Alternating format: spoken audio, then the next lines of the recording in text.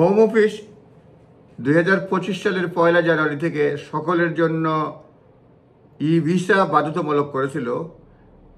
সেই সময়সীমা তারা বর্ধিত করেছে।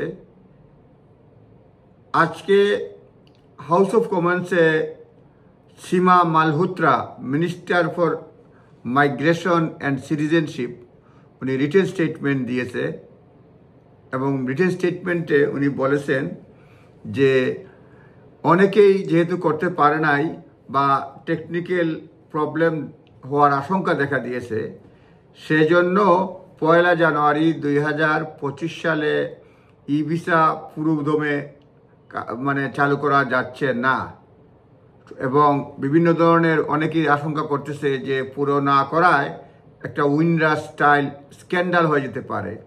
সেজন্য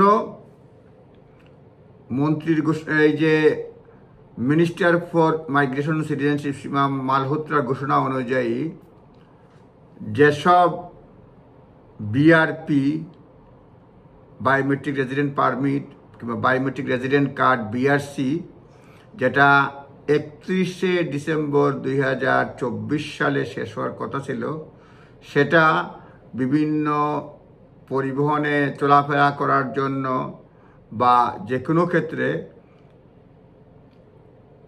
extended until 31st May 2025 and will be accepted as valid evidence of permission to travel.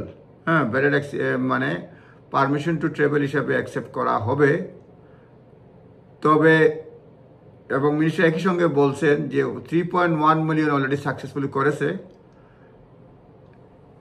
এবং বিশেষ করে বলা হয়েছে যে এই যে 90 দিন সময় বাড়ানো হয়েছে, এটা রিভিউতে থাকবে।